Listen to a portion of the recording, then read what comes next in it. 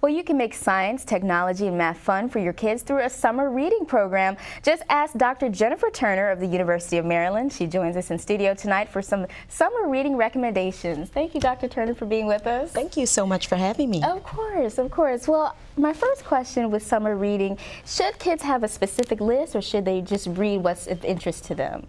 Well, actually, I think there's a combination of both that's needed because many teachers give out summer reading assignments at the end of the year, and so students need to be exposed to those kinds of texts. They're generally the classics, those works that we all know and many of us have studied. But I also encourage parents to really give kids a choice about what they want to read. And so whether it's SpongeBob or Diary of a Wimpy Kid or American Girl books, all of those books, that wide range is important for children, and it builds their confidence as readers. So if you can at all possible make reading fun for the summer and a choice for kids, that's a really good way to get them reading. And I understand that you have a list yourself. Can you tell us a little bit about the books that are on the list? I do. I've been doing this list now since 2006, and I really started because my own son is 8 years old and a video game kid, the kind that won't put a book in his hand at all.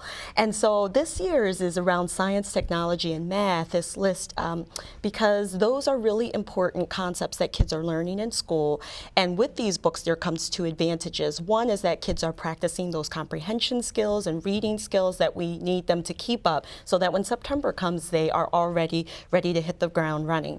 And also science and math books expose kids to quite a bit of information, and so it's a good way to review, or it's a good way to get them interested in these subjects as well. And what do you say to parents that perhaps their kid is coming home and they're saying, oh, Mom, I really don't want to read, I just finished school. How do you get them excited about reading during the summer? Well, I focus on the 3 T's, and that is talk, transition, and technology. So talk means that parents have to talk. You can't just say, here's a book and read it. You've got to be willing to ask your child, what's your favorite character? Who was doing what in this book and why? And how do you connect with this book? Or if it's a nonfiction text, you need to say, what's the most interesting fact? Just questions like that get kids interested, and it helps them process the information they're learning. Then transitions, we're always used to reading at bedtime. That's a famous transition.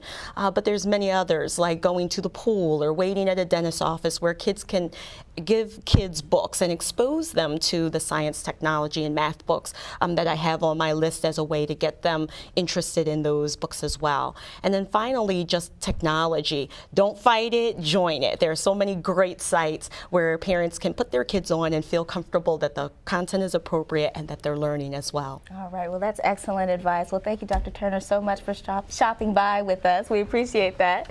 And for more information on summer reading, log on to newsdesk.umd.edu, and you'll see Dr. Turner's picture under Summer Reading Go STEM.